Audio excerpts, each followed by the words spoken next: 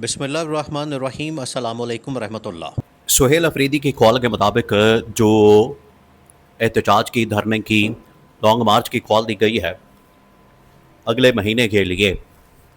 उसके वैसे नताइज तो अभी आना शुरू हो गए हैं। और पहले नतीजे के तौर पर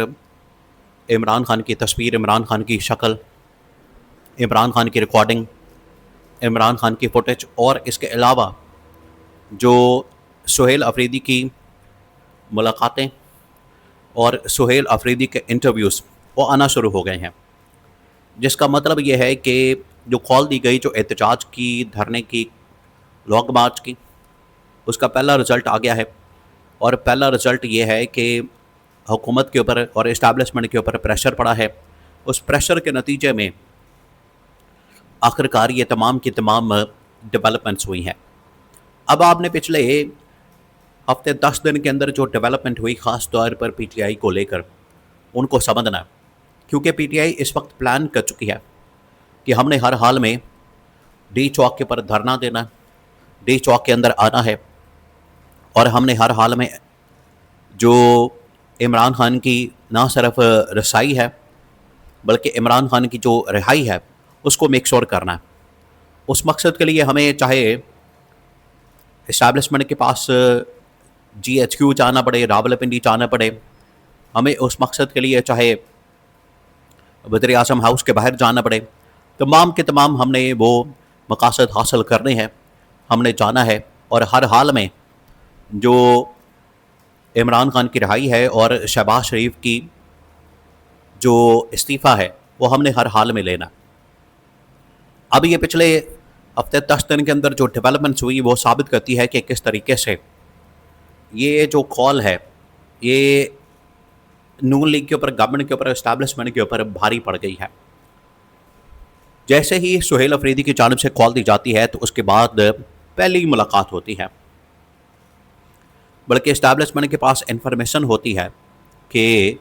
सुहेल अफरीदी कॉल देने जा रहा है, तो उससे पहले ही सुहेल अफरीदी को अप्रोच किया जाता है और पेशावर के कोर कमांडर की मुलाकात होती है। इसके अलावा मोहसिन नकवी की मुलाकात होती है। ये जो मुलाकात होती है उसके अंदर सुहेल अफरीदी को कायल किया जाता है, कन्विंस किया जाता है कि अगर आप ये कॉल वापस ले लें, अगर आप इस कॉल के अंदर डिले कर दें, अगर आप इस कॉल के अंदर एक लंबी तारीख डाल दें, तो कोई ना कोई इमरान खान तक मुलाकात का रास्ता निकाला जा सकता है, इमरान खान से रसाई का रास्ता निकाला जा सकता है। तो ये पहली डेवलपमेंट होती है। आप ज़रा इमेजिन करें कि इमरान खान की कॉल का या एहतजाजी कॉल का या तहरीक का या धरने का या लॉन्ग मार्च का इतना दबाव होता है, इतना प्रेशर होता है कि इस कॉल के आने से पहले ही इस्टेब्लिशमेंट सुहेल अफरीदी के साथ मुलाकातें शुरू कर देती है। फिर कॉल आ जाती है। अब ये जो कॉल दी जाती है ये 29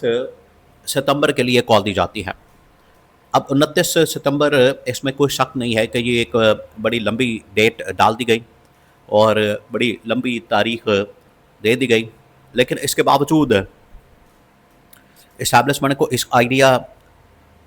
आइडिया मौजूद है। इस्टेब्लिशमेंट को इसका पता है कि अगर ये कॉल कामयाब हो जाती है,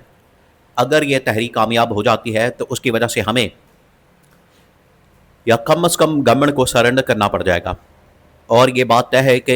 इनकी जानिब से बड़ी पब्लिक को तैयार किया जा सकता है। अलीमा खान, देखिए इमरान खान की बहन अलीमा खान ने जिस तरीके से खैबर पख्तूनख्वा के अंदर लोगों को जांच किया, मोमेंटम बिल्डअप किया, उनको बाहर निकाला और वहाँ पर जाके जो खिताब किया, रैलियाँ निकाली, वहाँ पर जाके जो एहतजाज किया, वो आप समझें कि वो एक ट्रेलर है। उससे आप आइडिया कर सकते हैं, उससे आप अंदाज़ा कर सकते हैं कि अगर इमरान खान की रिहाई के लिए, रसाई के लिए पार्टी बाकायदा तौर पर एक कॉल देती है तो वो कॉल कितनी बड़ी साबित हो सकती है, वो कॉल कितनी बड़ी हो सकती है। यहाँ से आप अंदाज़ा कर सकते हैं, यहाँ से आप इमेजिन कर सकते हैं, यहाँ से आपको आइडिया होगा कि वो कॉल कितनी बड़ी साबित हो सकती है। अब पीटीआई और सुहेल अफरीदी ने इस बात का ऐलान कर दिया कि अगर इमरान खान तक रसाई नहीं दी जाती, अगर इमरान खान का इलाज नहीं करवाया जाता, अगर इमरान खान को हस्पताल शिफ्ट नहीं किया जाता, बनी गाला मुंतकिल नहीं किया जाता, तो फिर हम काम ये करेंगे कि उससे पहले ही हम ये धरना और लॉन्ग मार्च करने के पर मजबूर हो जाएंगे। पर उससे पहले ही हम ये कॉल दे देंगे, उससे पहले ही हमारी जानिब से धरने का ऐलान कर दिया जाएगा, ताकि ये मामला आगे जाए ही ना, और पहले ही इसको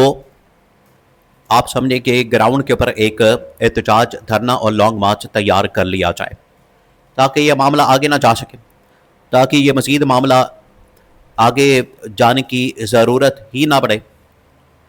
अब जैसे ही इनको ये पता चला है कि पीटीआई एहतजाज करने के लिए, धरने के लिए, लॉन्ग मार्च के लिए तैयार हो गई है, तो इन्होंने ये काम किया, इन लोगों की जानिब से पीटीआई के ख़िलाफ़ एक पूरी कैंपेन शुरू कर दी गई है, और पीटीआई को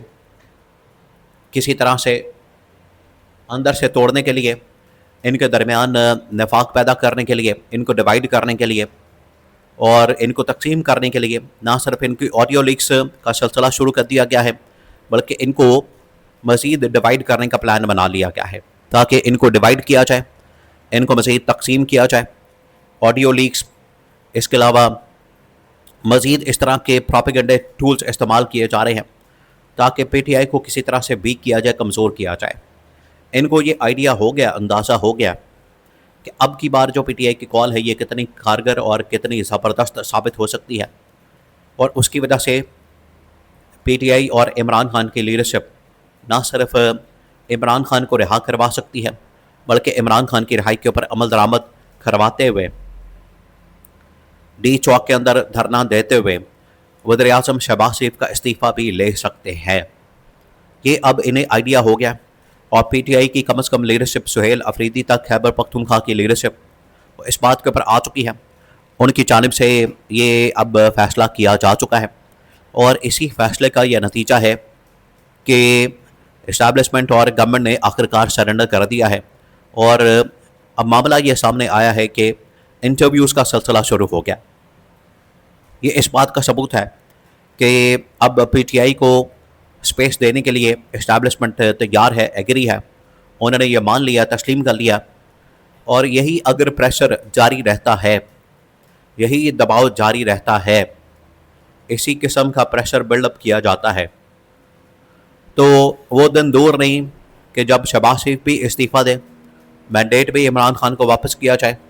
और इमरान खान की रिहाई भी पॉसिबल हो सके। वो दिन दूर नहीं। इस वजह से ये जो पहली कॉल आई है, ये कॉल आखिरकार बड़ी ही इफ़ेक्टिव, कारगर